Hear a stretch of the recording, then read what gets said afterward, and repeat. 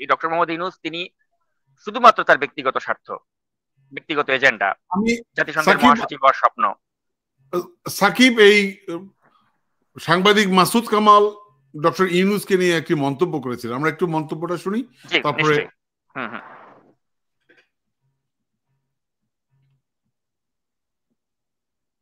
উনি যে আসলে যতটাই বিদেশে থাকেন না কেন, উনি যে মনে প্রাণে আমাদের দেশের ট্র্যাডিশনাল মানে নেতাদের মতো, এটাই বোঝা গেল। মানে উনি যখন কোনো আইন করেন, দেখবেন অনেক ফ্যামিলি দেখবেন আপনি গৃহকর্তা কিছু আইন করে, এটা করা যাবে না, ওটা করা যাবে না, বাচ্চাদেরকে বলে তোমরা সিগারেট খাইতে পারবা না, অমুক আবার সে কিন্তু রাতেবেলা মদ খেয়ে টলতে টলতে আসে। তো ওনার হচ্ছে ওই অবস্থা। উনি যখন আইন করছে বিদেশ ভ্রমণ কমাতে হবে, তখন আবার ব্র্যাকেটে লেখা ছিল আমি ছাড়া। বিদেশে যে খরচ কমাইতে হবে ওই ব্র্যাকেটে লেখা আমি ছাড়া, আমি এবং আমরা ছাড়া। উনি যে নিয়ে ওই শহরের সবচেয়ে দামি হোটেলে থাকে। তো এটা হলো ওনার এই ট্র্যাডিশন। ওনাকে আপনি যা ভাবছি আমরা, উনি আসলে তা না। উনি দেখাই দিচ্ছে উনি একজন খুব সাধারণ একজন মানুষ, সাধারণ একজন লোভী মানুষ। উনি লোভী, কোনো সন্দেহ নাই। লোভী লোকের নেতা হওয়া উচিত না। উনি তো নেতা ছিলেনও না, আমরা জোর জবরদস্তি নেতা বানাই দিচ্ছি। উনি তো নেতা না, উনি খুব সাধারণ একজন ব্যক্তি। উনি তো নেতা না, উনাকে আমরা জোর করে নেতা বানাইছি, আসলে তো তাই। হ্যাঁ, এখন আমরা তাকে নেতা বানাই, এখন আমরা তো নিজেরা তো বিপদে পড়ছি, দেশটাকে এখন বিপদে ফেললাম কিনা আমি জানি না। সাকিব, এখন ওনার মতো লোভী ব্যক্তি, তার এই জীবনে কিন্তু এখনো তার চাওয়া পাওয়ার কিন্তু অনেক কিছু বাকি আছে। এখনো তিনি জাতিসংঘের মহাসচিব হতে চান, এবং এজন্য বাংলাদেশ নামক এই দেশটাকে একেবারে মানে আমেরিকার কোলে তুলে দিতেও তিনি দ্বিধা করবেন না। আমাদের বন্দরগুলোর দায়িত্ব তিনি দিয়ে দিচ্ছেন বিদেশিদের হাতে। আমাদের দেশের জাতীয় নিরাপত্তার বিষয়ে তিনি একদম উদাসীনতা দেখাচ্ছেন, এবং তিনি তার নিজের ব্যক্তিগত স্বার্থ চরিতার্থ করার জন্য এমন কোনো কাজ নাই যেটা তিনি করতে পারবেন না। কারণ এদেশের মানুষ তো তিনি ভালোই বাসেন না, যার জীবনের অধিকাংশ সময় বিদেশের মাটিতে কেটেছে, যিনি সুযোগ পেলেই বিদেশে চলে যেতে চান।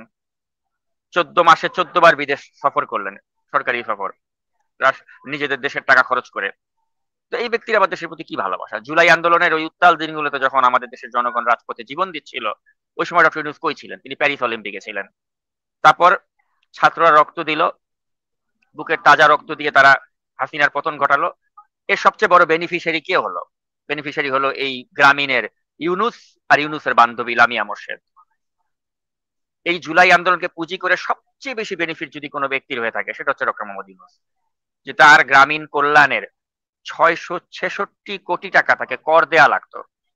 রাষ্ট্র ক্ষমতায় বসে তিনি ওই রায় বাতিল করেছেন, 666 কোটি টাকা কর তাকে দেয়া লাগবে না, তার গ্রামীণকে দেয়া লাগবে না। তো একটা মানুষের কত বড় লাভ ওই একটা জায়গা থেকে হয়েছে, আপনি চিন্তা করেন। তারপরে ধরেন সাপোজ আপনার একটা আদম ব্যবসার লাইসেন্স লাগবে, টিটো ভাই। ধরেন আমি আর আপনি বাংলাদেশে চিন্তা করলাম গিয়ে আমি আর আপনার একটা আদম ব্যবসার লাইসেন্স খুলবো। দেখেন তো খুলতে গেলে কয় জায়গায় ঘুষ দেওয়া লাগে, আর পারবেন কিনা খুলতে? যে একটা আদম ব্যবসার লাইসেন্স নিতে যায় সে জানে যে কি পরিমাণ কাঠখড় পোড়াইতে হয়। উনি ক্ষমতায় বৈশা উনি গ্রামীণ এমপ্লয়মেন্ট সার্ভিস নামে একটা আদম ব্যবসার লাইসেন্স নিয়ে নিছেন। উনি ক্ষমতায় বৈশা ওনার অনেক শখ ছিল গ্রামীণের নামে একটা বিশ্ববিদ্যালয়ের লাইসেন্স নেয়ার। আপনি আমি এখন চলেন তো বাংলাদেশে একটা বিশ্ববিদ্যালয়ের লাইসেন্স নেই, এত সোজা? সারা জীবনের সংগ্রাম করে একটা বিশ্ববিদ্যালয়ের লাইসেন্স পান কিনা দেখেন। কত জায়গায় কত কোটি টাকা ঘুষ দিয়ে একটা বিশ্ববিদ্যালয়ের লাইসেন্স নেওয়া লাগে। উনি ক্ষমতায় বৈশা কিন্তু গ্রামীণের জন্য একটা বিশ্ববিদ্যালয়ের লাইসেন্স নিয়ে নিছে অলরেডি, গ্রামীণ ইউনিভার্সিটি নামের। তো আমি তো মনে করি এই জুলাই আন্দোলনের সবচেয়ে বড় বেনিফিশিয়ারি হচ্ছে ডক্টর মোহাম্মদ ইউনূস। আর এখন আরো বড় বেনিফিশিয়ারি তিনি হওয়ার জন্য তিনি জাতিসংঘের মহাসচিব হতে চান। তিনি এখন এর জন্য আমেরিকা যা যা চায় সব তিনি দিয়ে দেবেন।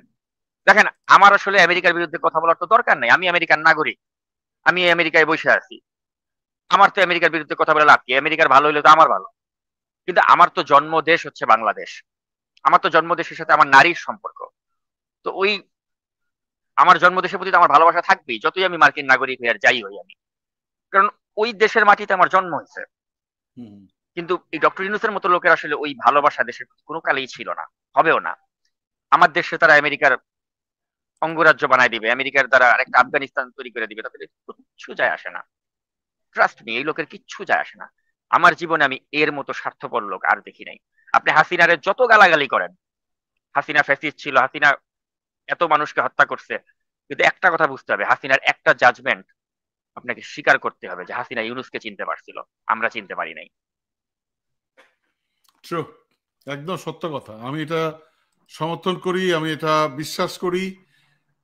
এবং সাকিব, আমার কাছে কষ্ট লাগে, আমি সেদিনও বলেছি আমার বক্তব্যে, আমার কাছে কষ্ট লাগে যখন এই ইউনূস সাহেবকে কাঠগড়ায় দাঁড় করাচ্ছিল, সমস্ত কাঠগড়াতে লোহা দিয়ে ঘেরা, তার ভিতরে ওনাকে ঢুকিয়েছিল, যখন এই 7 তলা না 8 তলা ওনাকে পায়ে মানে লিফট বন্ধ করে উঠিয়েছিল, এবং যখনই উনি মানে সাংবাদিকদের সামনে বক্তৃতা দিতেন, উনি ইনিয়ে বিনিয়ে এর দেব দেবী অমুক তমুক কত কথা বলতেন। আমার কপালে কপালে নাই কি হবে, আমরা এই দুঃখ আমাকে পেতে হবে, দেব দেবী তার দেব দেবীদের সন্তুষ্টি এখনো অর্জন করতে পারিনি। কেন রে বাবা দেব দেবী? আমি বলছি স্যার, আরে নামটা বলেন, ফ্যাসিস্ট শেখ হাসিনা বলেন, বলেন শেখ হাসিনা। দেব দেবী কে? হাসিনা দেবী কে বলছে আপনাকে? হাসিনা দেব দেবীতে কে বলছে আপনাকে? নাম বলেন। নাম বলেন নাই। আমরা স্যার, গোটা পৃথিবীর মানুষ আপনাকে সম্মান করে, গোটা পৃথিবীর মানুষ আপনাকে স্যালুট করে। আপনি যদি একটা স্টেটমেন্ট দেন শেখ হাসিনার বিরুদ্ধে, শেখ হাসিনার গদি নড়বড় হয়ে যাবে। দেয় নাই।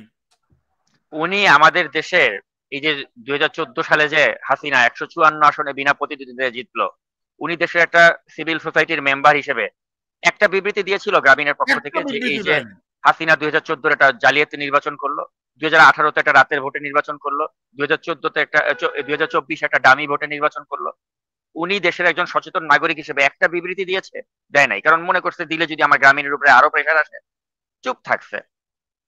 এই যে এতগুলো মানুষ যে মারা গেল জুলাই আন্দোলনে, উনি কি করছে? উনি প্যারিস অলিম্পিকে ছিল এই সময়। আমাদের দেশের মানুষের কোনো কালে কোনো প্রয়োজনে এই লোককে পাওয়া যায় নাই, পাওয়া যাবেও না। সারা জীবন ইউরোপ আমেরিকার তাবেদারি করছে এই লোক, সারা জীবন বিদেশিদের তাবেদারি করে গেছে, পশ্চিমা বিশ্বের তাবেদারি করে গেছে। এই লোক আজকে আজকে গণতন্ত্র উদ্ধার করবে, সে গণতন্ত্র উদ্ধার করতে আসছে। যারা মনে করছে তারা বোকার স্বর্গে আছে, এবং তারা এটা অলরেডি হয়তো বুঝতেছে যে আমরা খাল কাইটটা যে আমরা কুমির আনছি।